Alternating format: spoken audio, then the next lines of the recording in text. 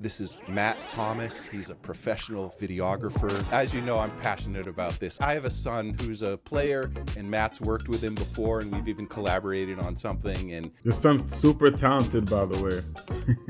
Thank you, Matt. He loves it. Welcome to Show Me Your Setup, episode 11. My name is Josh. I'm here with Dan. We work at ModPod. We produce podcasts geared toward businesses who want to increase their audience and increase the connection with their audience in a meaningful way. Podcasts generally last longer than, say, a TV advertisement. So that's a little bit about what we do. We can help you conceive and produce your podcasts. We're really happy today because we have another interview. This is Matt Thomas. He's a professional photographer and videographer based out of Boston. And Matt, thank you so much for taking some time to talk to us about your setups. Absolutely. Thanks a lot for having me. I know you through AAU basketball. Yes. You shoot sports videography and basketball. I think it'd be interesting for people to know what kids and parents and coaches and AAU directors are looking for when they go to hire you. Like, Matt, would you come in? What are some of the requests that you get when you shoot AAU basketball? The first thing is like the type of song that they would like to put in the video. And also just to catch like the best highlights. I usually catch, because I usually record the whole thing and I catch the best highlights of whatever I'm shooting, just to make the talent that I'm shooting look good. Some kids are, better than the others. Yeah. So it wouldn't be easy to catch every single person, but I do catch pretty good highlights of certain students. There's a difference, right, in the final delivery, whether it's a team video or a personal highlight reel. Yes. Right? Yes, there's definitely a difference. A personal highlight reel, I would say, is probably a lot easier than a team highlight reel. I don't know if everyone is familiar with like the idea of like would you call it a hype reel, or maybe we'd call it now an exposure reel. Yeah. Because that's kind of the goal, right, for kids and maybe their parents. Yes, absolutely. Just to show it to like future coaches or future schools that they go to or try to attend to. It's a really good resume. When you show up for an assignment and you pull up, these are usually pretty large sports centers with multiple courts inside. Yes. Everyone's paying to come in. When you drive in, what is your focus? Like, what are the things you're thinking about as soon as you roll in and park your car? And then take us through the process of like entering the building, getting set up, getting positioned. I'm really curious about that experience for you. It's different for you because you're hired to be there and you're getting paid to be there, whereas most everyone else is a spectator. That's a really good question. Thank you. So, first of all, I do get nervous sometimes, because I always want to make sure that I catch like the best footage. I try to catch as many footage as I can. I also make sure that I'm prepared, because I remember back in the past where like I would forget like an SD card or forget a lens or something that's really important for the shoot. So, I just come in and, sometimes I ask the coach if there's anything in particular that he'd want to catch for the project. And then I just get right to it. I would love to clue people in as to the differences between coming in to shoot a game, still photos, and coming in to video the game. Yes. Are you using the same camera for both? Yes. But it's not always a good idea. Sometimes I do use two cameras just in case, because, there's different features for pictures and for video. But most of the time I'm taking video. Tell me about rigging up your camera, because your camera looks innocent enough, right? Before you kit it out. Yeah, absolutely. I want to just ask exactly what the camera body is itself. Let's talk about the setup. Let's talk about that camera for a moment. Yes. So that's a Sony A7 III. I don't remember what lens that is. It could be a 16 by 35. Actually, no, that's a 24 by 70 lens. The reason why I like this setup is because, first of all, it has the Rode mic there to catch crisp audio. You have your directional kind of a shotgun mic, so you're going to capture the sounds of the court wherever you're pointing your camera. Yes. Your audio is going to be coming from there instead of maybe the ref who's right next to you or the parents that are right behind you. Exactly. And I also have a big battery in the back. That logo is my company, Expozed TV, by the way. And the battery, I love the battery because it charges everything that's on that rig. And it also weighs down the camera so that it's a smoother shots when I'm moving around. It's easier to carry it that way. Oh, I almost forgot the screen as well, which is powered by the battery in the back. Tell people why you use a screen. So the reason why I use a screen is because, first of all, the screen on the camera is a lot smaller. Sometimes there's too many words on the screen where you can't really see the right shot that you're looking for. And on top of that, the battery is actually covering the screen. I actually can't really see the screen. So that's why I add an extra screen. So to help me with that, and also the settings on there is set perfectly for me to get the right footage that I want for that shoot. You've got your camera, which is really capable. That's a full frame mirrorless camera with really nice autofocusing. Yes. The Sony A3. Then you've got a cage around it. You want to tell people what a cage is? I bet most people don't know what that is. Yes, so a cage is basically what keeps everything together. The camera itself, it only comes with a hot shoot up top. So where you're able to just attach just a mic or just a screen up top or a flash. But with the cage, which is like the casing around the camera, it comes with a whole bunch of threads where you're able to put anything you want. You can attach a handle to the side if you want to hold the camera, if you want to have a better grip on the side. You can attach, it's technically unlimited. There's so many threads, and there's different hot shoots on the top and the sides as well. You mentioned that side handle. That's nice for your comfort as well. Yes. And stability. And then you've got a top handle. You can just carry your camera around like when you're walking, when you're moving from one court to the next. Absolutely. I also carry that too for good stabling shots. Like if I want to put it on my shoulder, I can carry it like this and, just to get like nice first person shots. And then you could drop it down, get a low angle, just kind of hold it down at your knee or whatever. Absolutely. And the battery also helps with the weight of it. It's not like too top heavy because, the lens are sometimes heavy as well. So it kind of balances the camera a little bit. I mean, while we're on the subject of that camera, I don't know what to call it, the piece on the front of the lens with the flap that goes up. It's called a matte box. Ah, okay. Which is the kind of a play of words because my name is Matt. That's actually why I like it. It's spelled the same way that my name is spelled, Matte. Basically what that's for, it's just, let's say if there's like a flare or if the sun is like beaming on the lens, it covers it. It covers the lens just to make sure that you're always getting the right shot at all times. Does that do the same thing for all the overhead lights in an arena situation? Yes. Okay. That's what it's perfect for. Do you rig out your camera first before you enter the building, or? It depends. Like if I'm putting it on a gimbal, which is like a stabilizer to catch smooth shots, I normally rig it while I'm there.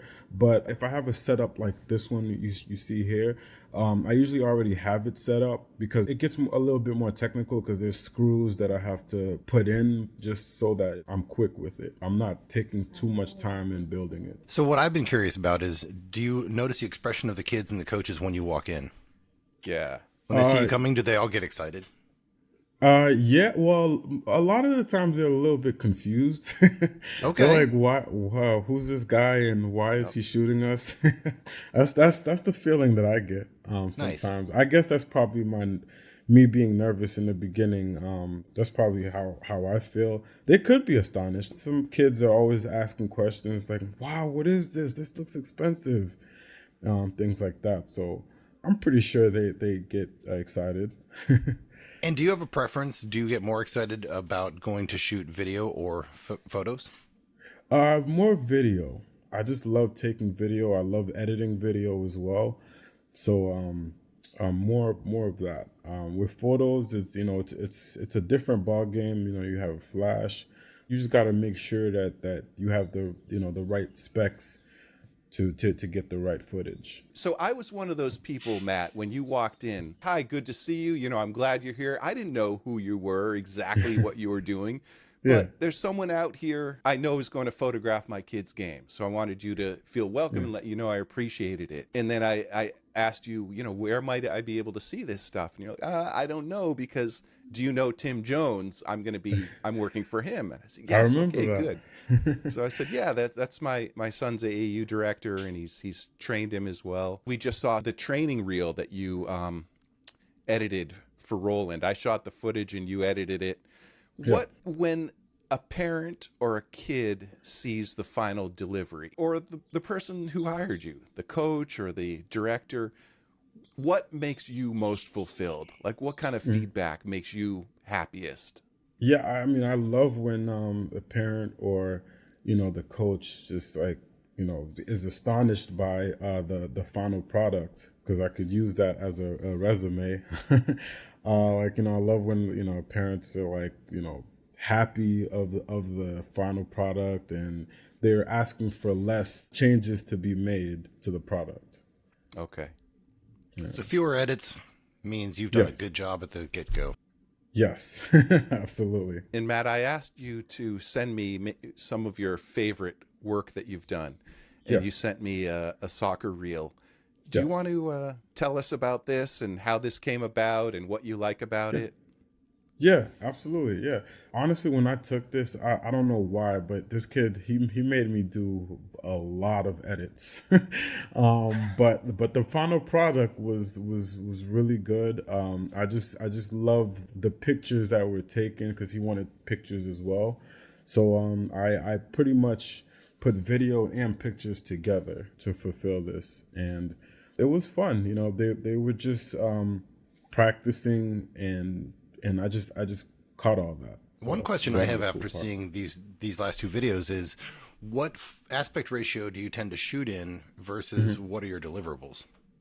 Yeah, so this was actually shot regular, 16:9 ratio, regular horizontally. When I edited, I changed the format. That's what they asked for, just to put it on. Instagram has its Sure. own Do you find the majority of ways of. people want vertical reels as opposed to Yes. horizontal? Yeah. Yeah, because most people are just posting it on Instagram.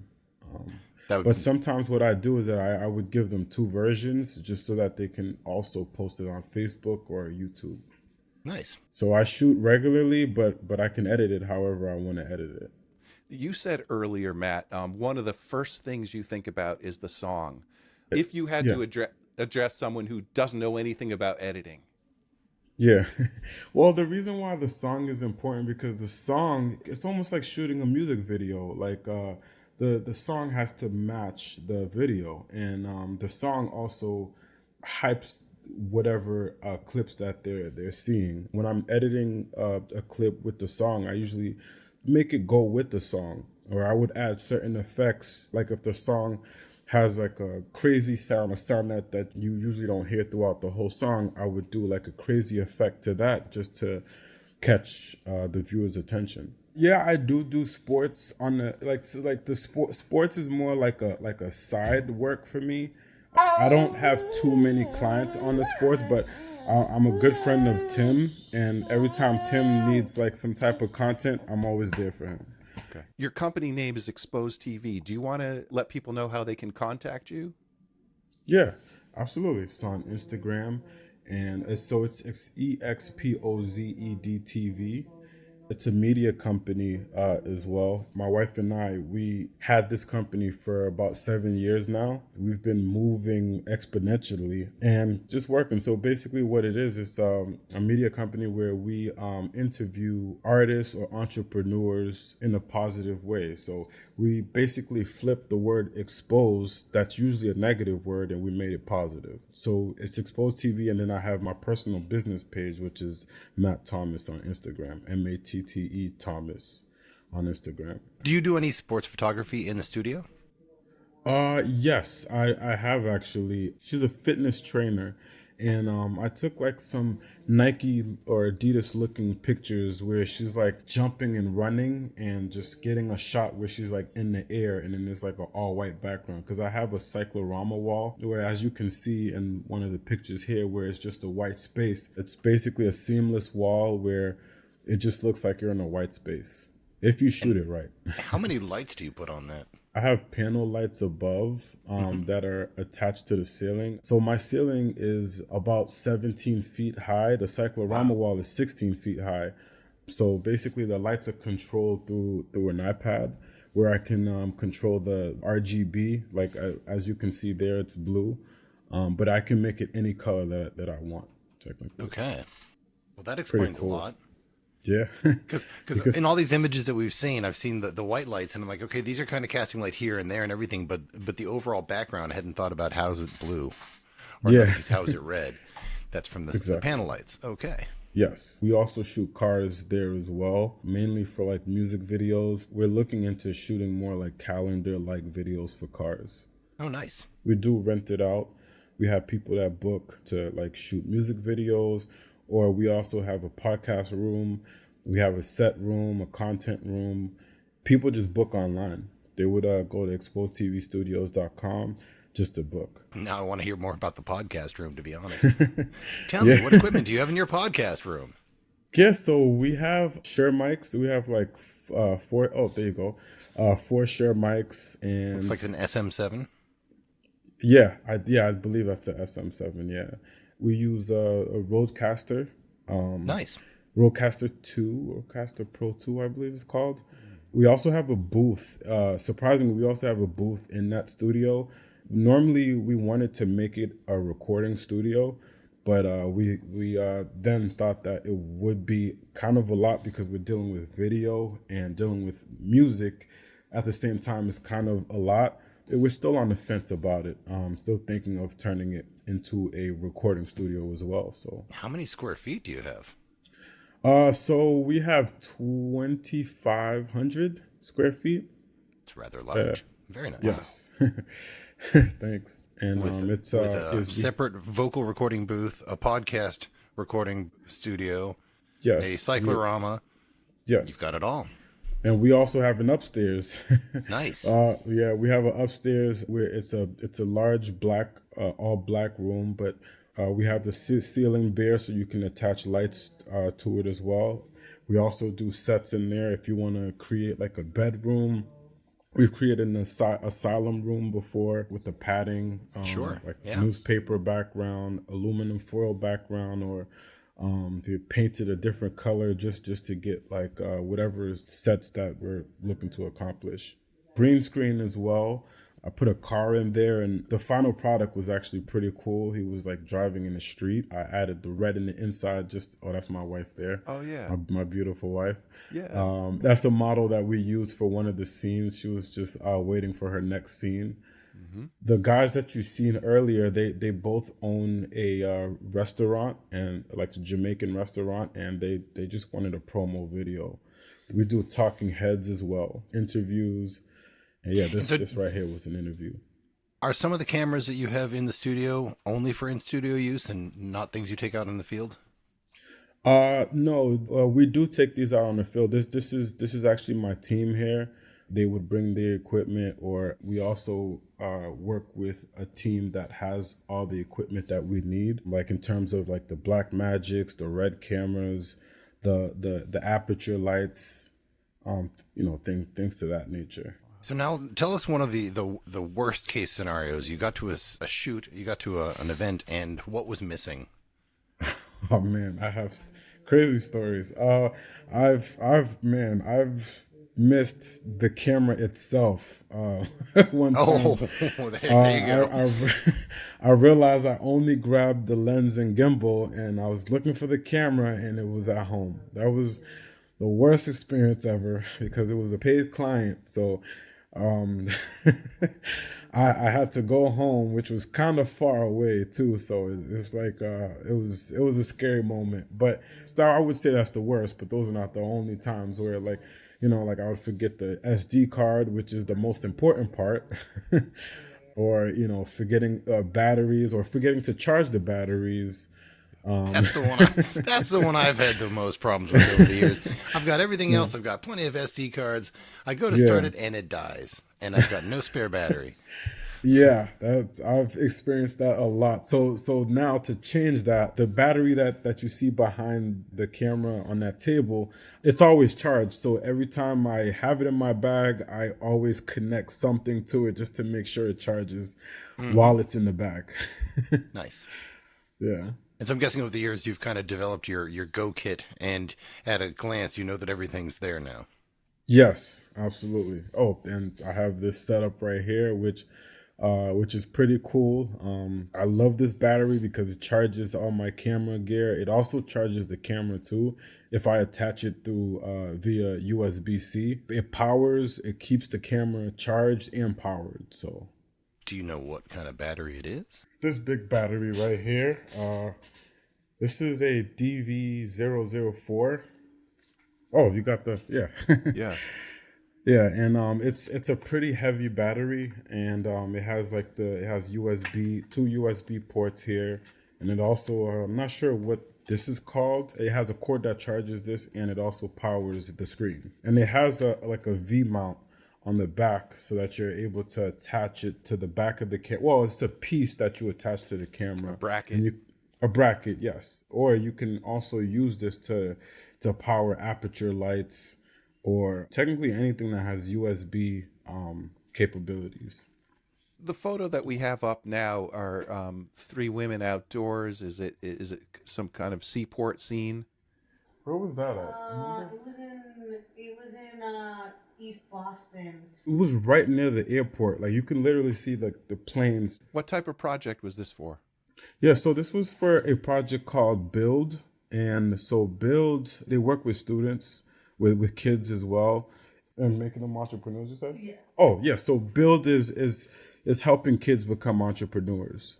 They basically was explaining an event that they were throwing in that area. It's the Tall Ship Boston. Tall Ship, there you go. That's what it's called. The Tall Ship Boston in East Boston. Tall Ship Boston, yes. Yes, that's Is your wife your partner in all of this? Yes, she is. Okay. Her name is Katiria Colón, and she's a host of Expozed TV as well. Well, she's the host, and she's also created Expozed TV. I found her through Expozed TV. She explained it to me. We started off with a commercial. She hired me to shoot the first commercial for Expozed TV. I believed in her. I seen the vision, and I was like, I got to be a part of this. And then that happened, and then marriage happened, and then a son happened. As all good things in order should happen. Yeah. Business first, then family, then kids. Exactly. Yeah, business, family, kids. Yep. I was just curious, how old is your son right now? So he's going to be 2 in June. June 1st is his birthday, so he's going to be 2. He's 23 months. Wow. Yeah. Sorry, do you have room for your wife to sit next to you? And could you give her one of the ear pods? Yes, I would love to. Yeah, they would like to talk to me. I'm only laughing because Josh loves to put people on camera who are not ready to be on camera. She looks beautiful right now. She would love to be on camera. Come on, get on camera. You look great. This is the way. Yeah, this is the way. Yes. Hello. This is my beautiful wife, Katiria Colón Thomas. Well, nice to meet you. Sort of beautiful right now. You look great. What are you talking about?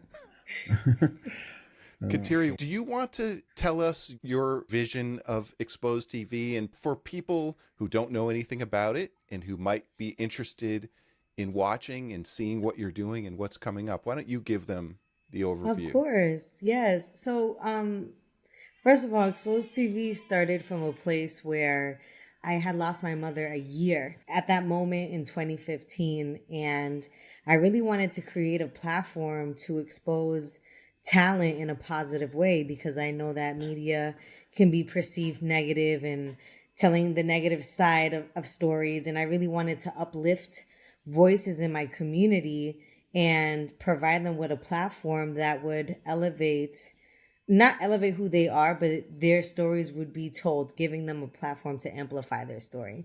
So it was really amazing to just think of that. And I actually thought of that while I was talking to a neighbor of ours named Michael. He was just like, "Oh, you're like a really good talker." And I'm like, "Ding, ding, ding. All right, I'm going to do a talk show." Prior to that, Matt had did a music video and I was involved in it. And I'm like, "Hey, She was a can beautiful model for it. Yes, I was like, "Hey, do you do commercials too?" And that's when we created a commercial within like 2 days. It was really nice.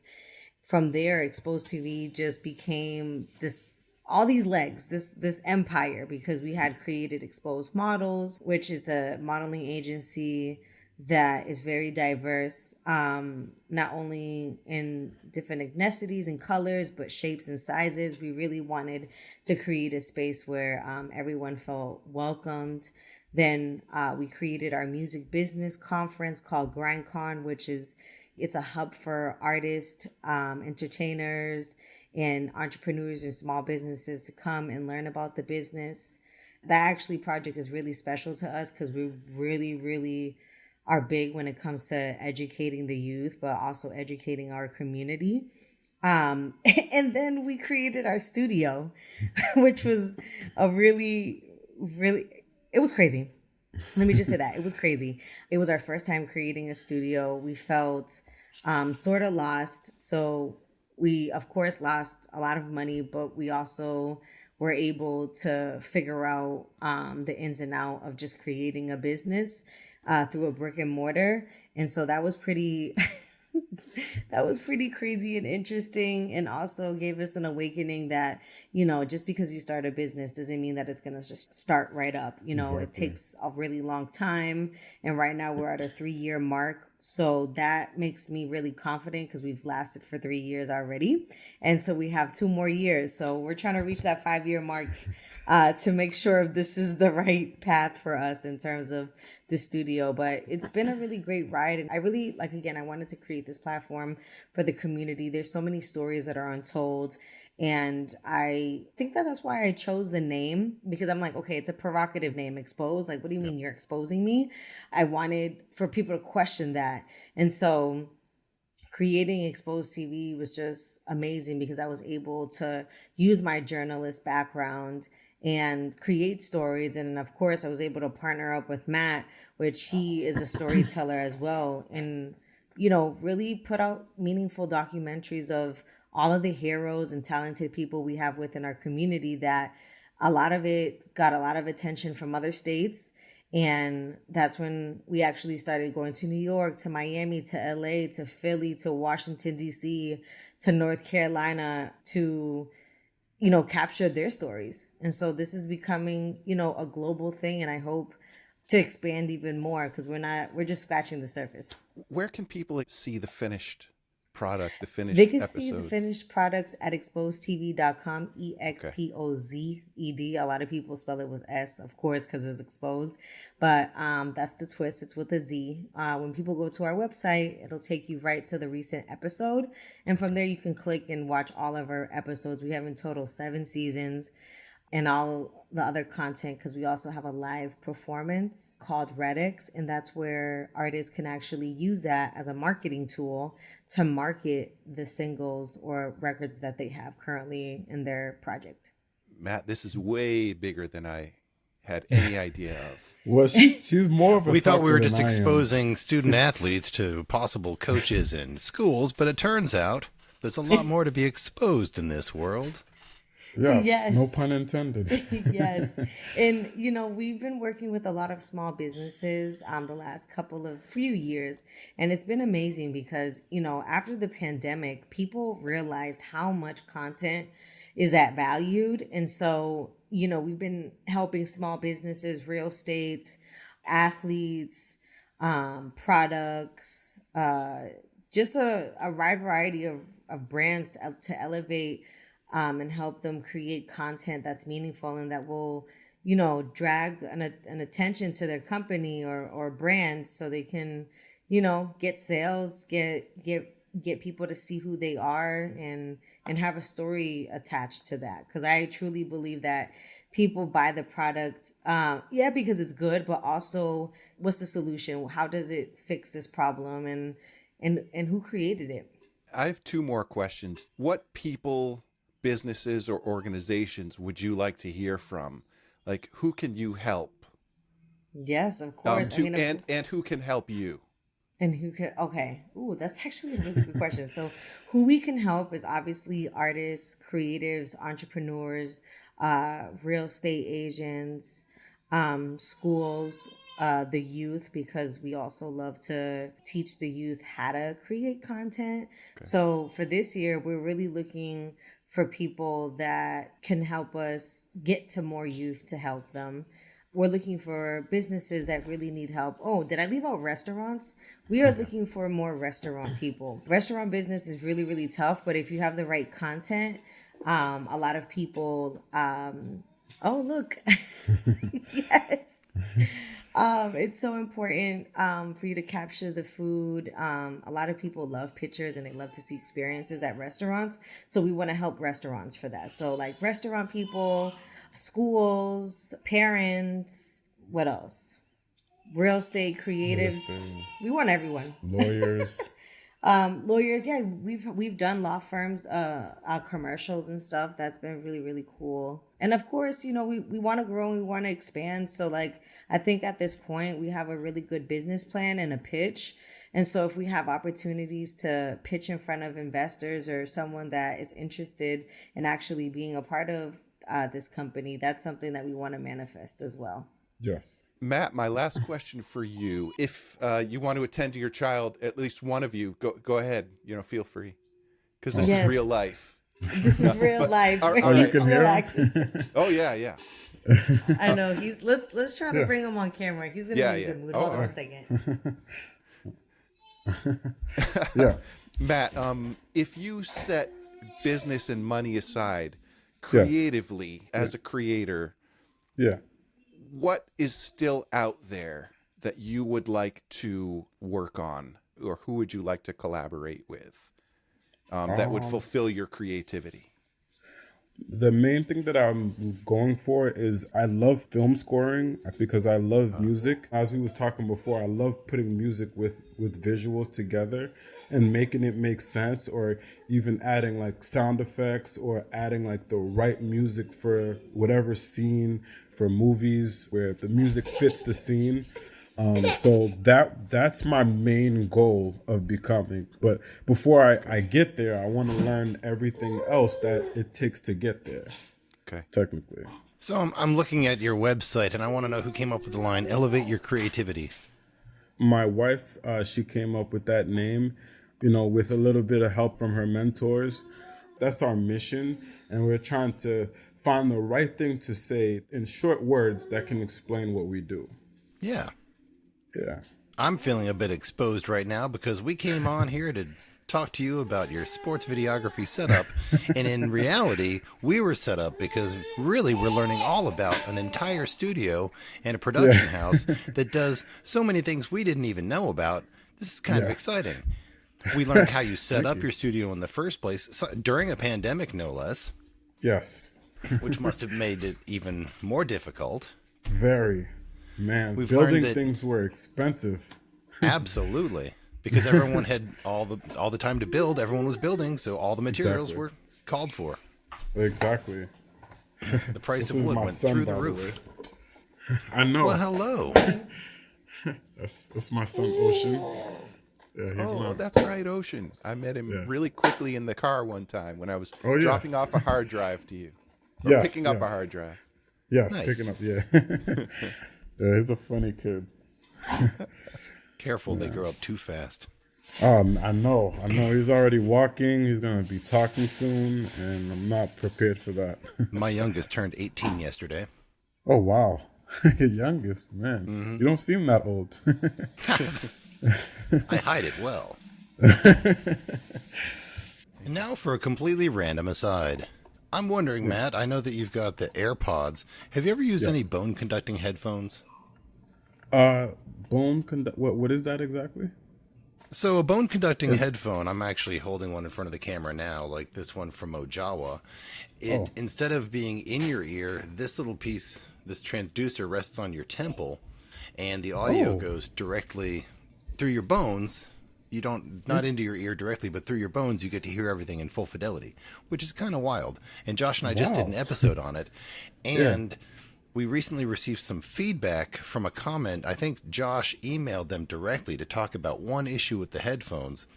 Yeah. And while I was thinking about it, I just wanted to bring it up with Josh. Josh, what did they say? Dan got me into lap swimming. It's great exercise and it's low impact. You can use it in the pool with you. You go underwater. But you can also use it as a Bluetooth headset for your phone. Yep. You can go underwater with that. That's cool. Yep. The MP3s can be loaded directly onto the headset. So you're not connected to Bluetooth anymore at that point. You're using the onboard storage. And one of the controls on the right side was a little bit wonky because it's touch sensitive as opposed to a physical button. Okay. I was getting all these phantom presses where it would kick me into a different mode. It was reacting to the water. Really? So Dan has experienced it too, and Dan more so like when he's working around the house. Yeah. Like if he just lift his arm up, it thinks I'm changing the playback mode from shuffle to normal, for example. Even if you're not touching it? Yep. It would just sense like some motion nearby. But the nice thing is Josh did email the company. They responded. It wasn't cool, Matt. It was very frustrating. It's just I know it's frustrating, but it's kind of cool that like it doesn't even sense your fingers, but yet it can still know to change something. So and unfortunately, when you're wet, it doesn't work so well. Not at all. Mojawa, the company, told me that's probably due to water pressure that you're getting these phantom button presses.